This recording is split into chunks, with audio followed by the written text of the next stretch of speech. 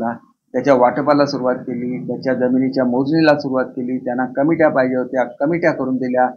मी ज्याला अगदी आमदार नुकताच झालेलो होतो त्याला तिलारीमध्ये केवढी तीव्र आंदोलनं चालू होती. त्यांना वन टाइम सेटलमेंट करून दिलं, ही माझी स्वतःची आयडिया होती. त्यानंतर तिलारीमध्ये टुरिझम सुरू करणार असं मी डिक्लेअर केलेलं होतं, त्याचं टेंडर निघालेलं आहे. मी नुसतं तोंडी बोलत नाही, ते प्रत्यक्ष करून दाखवतो. दुसरं काम आहे, त्या दुसऱ्या कामासाठी MTDCला पैसे देऊन आता जवळजवळ 4 वर्ष झाले. त्यांचा प्रकल्प रखडला होता, त्यांच्याकडून पैसे काढून घेतले, त्याचं सेपरेट टेंडर काढून ते त्या ठिकाणी आपल्या PWDला दिलेलं आहे. असंख्य कामं मी सांगू शकणार, हजारो कामं, कोट्यवधी रुपयाची कामं.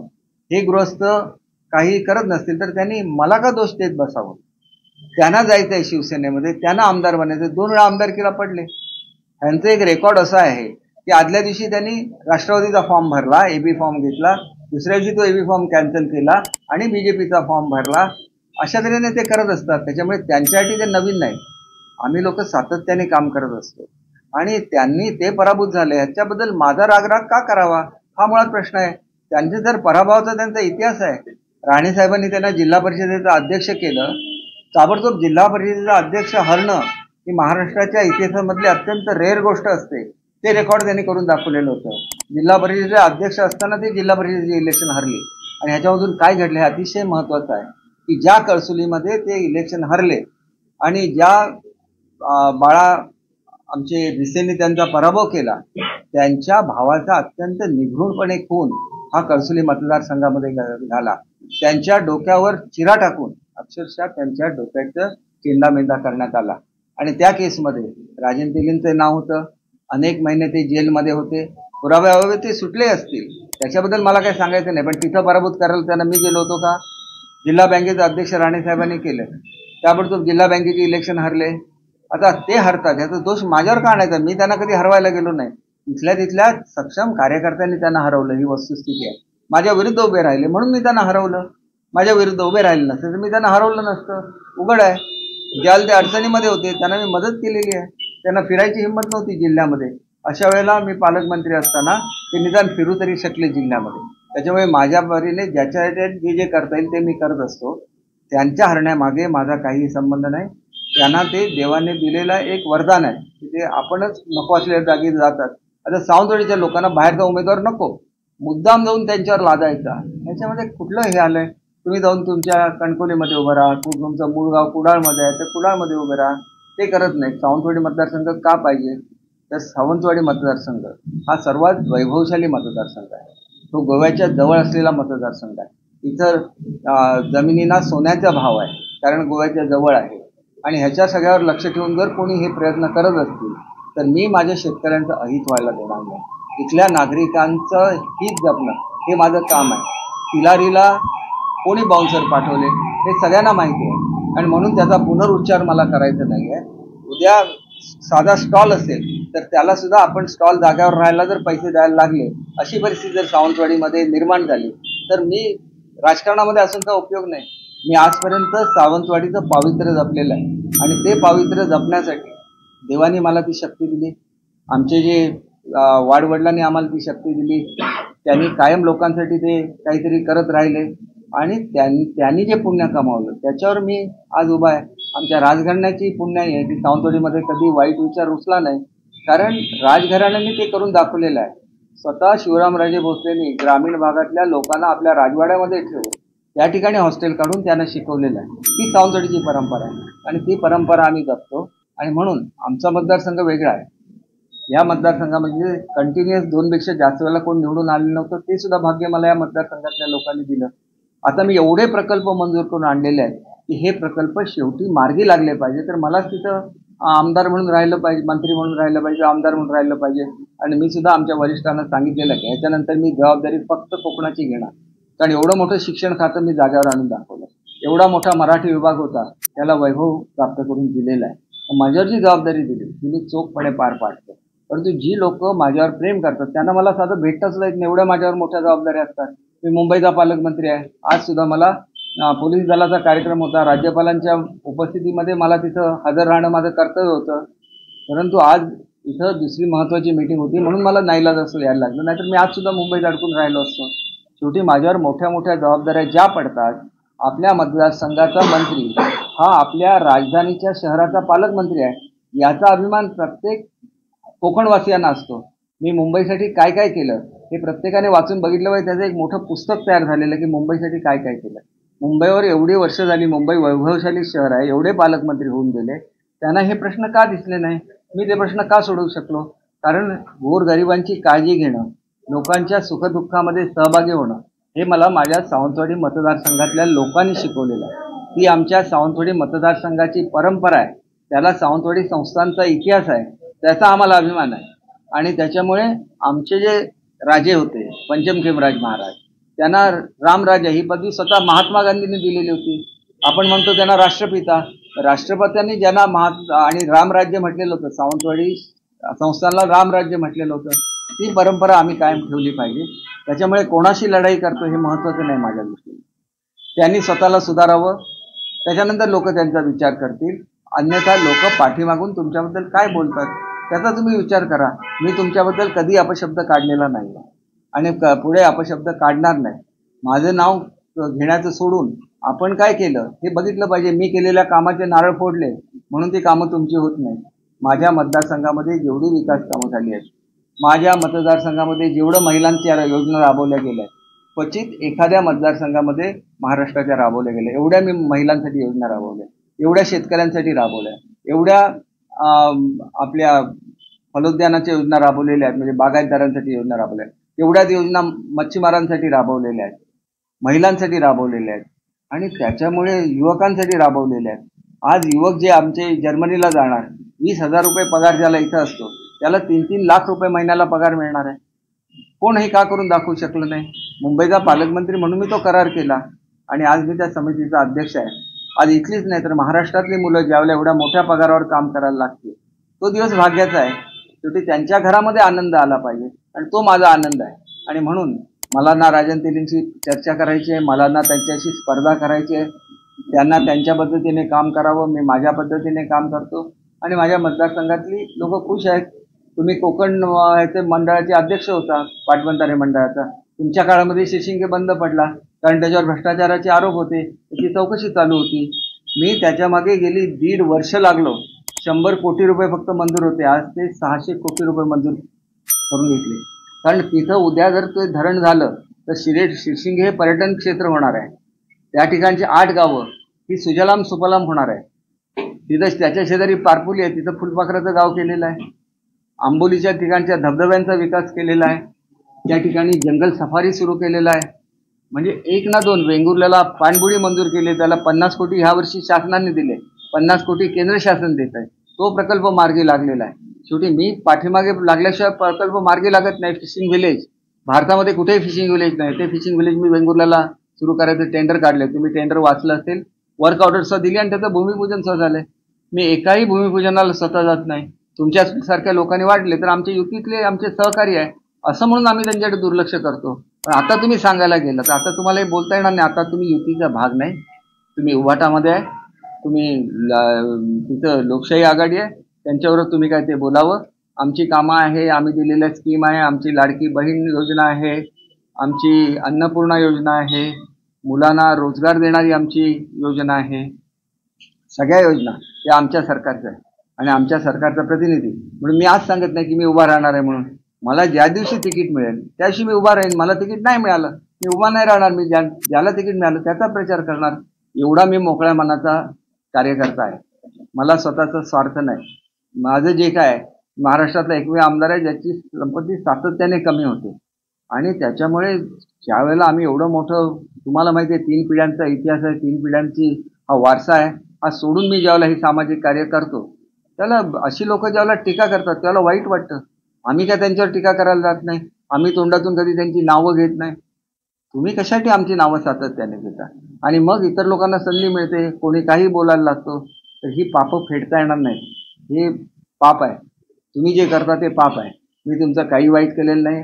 कधी वरिष्ठांना जाऊन विचारा तुम्हाला कुठलं पद देऊ नका असं मी कधीही सांगितलेलं नाही आहे. आणि तुम्हाला पद नाही मिळालं तर माझ्या नावाने खडे कशाला फोडता?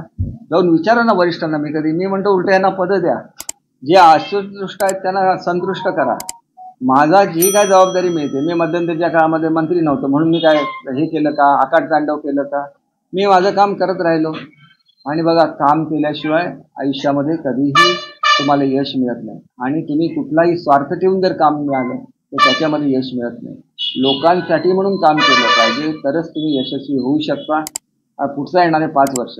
आता तिथं जाऊन हे करतात, आढळलेला उद्योग नाही, 84 लोकांनी बुक केलेले आहेत कारखाने. तर 84 लोकांनी बुक केल्यानंतर काय कारखाना जादूने उभा राहत नाही. तिथे त्याची बिल्डिंग उभी राहायला लागेल, त्याला पाणी द्यायला लागेल, त्याला वीज द्यायला लागेल, सगळी प्रक्रिया चालू आहे ना तिथं. नाही आहे उगाच काय तिथे जाऊन. मी त्या दिवशी एक मीटिंग घेतली मुंबईला. जवळजवळ फार्मास्युटिकल इंडस्ट्रीमधले 20 मोठे उद्योगपती त्या ठिकाणी उपस्थित होते. भारतामधल्या दुसऱ्या क्रमांकाचे जे उद्योग आहेत त्यांचे प्रतिनिधी उपस्थित होते. सगळे इथं यायला तयार आहेत, परंतु तिथे लेवलिंग केलं पाहिजे. मी सांगितलं तिथं लेवलिंग करून घ्या, लोक आली बघायला की त्यांना चांगलं दिसलं पाहिजे समोर, असं करून घ्या. मी सातत्याने करत असतो हे सगळं. आणि मग उगाच आले नाही उद्योग आले नाही म्हणून उगाच ओरड मारत राहायचं. उद्या एवढे उद्योग येणार आहेत की तिथं जागा शिल्लक राहणार नाही. एका उद्योगाची तर आम्हाला पायाभरणी करायची होती याच्यापूर्वी, परंतु ते होऊ शकलं नाही कारण मला वेळ नव्हता. नाहीतर त्यांचा सुद्धा 250-300 कोटीचा उद्योग आहे. बांद्याला बघा, वाफुलीला एवढ्याशा जागेमध्ये जवळजवळ आता जे नवीन उद्योग आणले ना, सगळे म्हणून 640 मुलं तिथं काम करायला लागणार. कोणी आणले ते उद्योग? काल जो बंद पडला इथला सावंतवाडीतला, त्याच्यामध्ये सुद्धा 200 मुलं काम करत होती ना. 200 की 100 मला माहिती नाही, परंतु 150-200 मुलं काम करत होती. दुर्दैवाने बंद पडला, त्यांना नाही चालवता आला. तरी पण त्या मुलांची जबाबदारी मी घेतली. तुम्हाला पगार मिळेल याची जबाबदारी मी घेतली. का घेतली? आपली मुलं आहेत, त्यांची जबाबदारी घेतली पाहिजे. आणि एखाद्या असं करायला लागला की मग हे का बंद पडत, ह्याचा सुद्धा विचार केला पाहिजे. आणि म्हणून एखादा उद्योग चुकलेला असला तर सगळे उद्योग वाईट नसतात. उद्योग आले पाहिजेत, नोकऱ्या मिळाल्या पाहिजेत. आणि पर्यटनासाठी एवढं केलंय, 150 नुसत्या कुटुंबांना स्वतःचे हॉटेल्स करण्यासाठी पैसे दिलेले. 150 हॉटेल्स म्हणजे 4 रूम म्हटलं तरी 600 रूम्स झाल्या. म्हणजे 6 5 स्टार हॉटेल उभी राहिल्यासारखे आहेत एका मतदारसंघामध्ये. एवढं काम कोणी केलेलं तुम्ही मला दाखवा. अशी स्कीम कोणी उभारलेली आहे दाखवा. आता महिलांना आम्ही हाऊसबोट चालवायला देणार आहोत. कुठे भारतामध्ये होतं? रत्नागिरीच्या महिलांना ऑलरेडी चालवायला दिल्या आणि आता सिंधुदुर्गातल्या महिलांना हाऊसबोट चालवायला देणार. एका हाऊसबोटची किंमत 1-1 कोटी रुपये असते. कोणी हे काम केलेलं दाखवा आजपर्यंत तुम्ही. आणि म्हणून मला एवढंच सांगायचं की मी एवढ्या तळमळीने बोलतो, मी कोणाच्या विरोधात बोलत नाही. कोणाशीही मला देणं घेणं, राजकीय शत्रू म्हणून कोणाशीही मला वाकडं नाही. ज्यांना असं वाटत असेल त्यांनी स्वतः बोलावं स्वतःच्या मनामध्ये, आणि आपण जनतेसाठी काय करणार ते सांगावं. आज प्रत्येक ठिकाणची आरोग्य केंद्र ही सुधारलेली आहेत. प्रत्येक गावातल्या आरोग्य केंद्राची सुद्धा सुधारण्याची स्कीम पहिल्यांदा मी केंद्राची या ठिकाणी आणली. या जिल्ह्याला फक्त 2.5 कोटी रुपये मिळत होते वर्षाला महिलांच्या उद्योगांसाठी. आज दर वर्षाला 25 कोटी रुपये मिळतात. ही स्कीम मी केंद्राकडून मंजूर करून आणली. सातत्याने काम करायला मी असं तासन बोलू शकतो वेगवेगळ्या स्कीमबद्दल. पण ह्यांना काय नुसतंच बोलायचं, कुठल्या तरी एखाद्या व्यक्तीबद्दल बोलायचं. मी वाईट काय काम केलेलं आहे दाखवा. काही टीका करायची. मी ज्या वेळेला निघून गेलो, नवीन ज्यावेळेला महाराष्ट्रामध्ये झालं त्यावेळेला सुद्धा मी उद्धव साहेबांना भेटून गेलेलो आहे. त्यांना सांगितलेलं आहे की तुम्ही शिंदे साहेबांना परत बोलवा, एकत्र बसूया आणि हा विषय मोठा. त्यांनी मला काय सांगितलं? तुम्ही सुद्धा त्यांच्यावर निघून जा. मग तुम्हाला आमच्याबद्दल बोलण्याचा काय अधिकार आहे?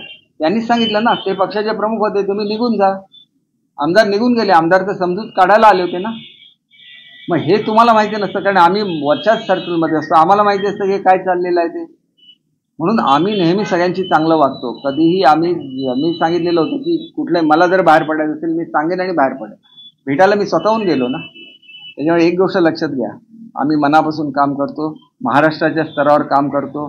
शिक्षणामध्ये तेवढेच बदल घडवून आणले. मराठी भाषेमध्ये तुम्ही एक नुसती मराठी भाषा म्हटलं तर बघा, मराठी भाषा भवनामध्ये मराठीची सगळी जी मंडळं होती त्यांना नवी मुंबईमध्ये टाकणार होते.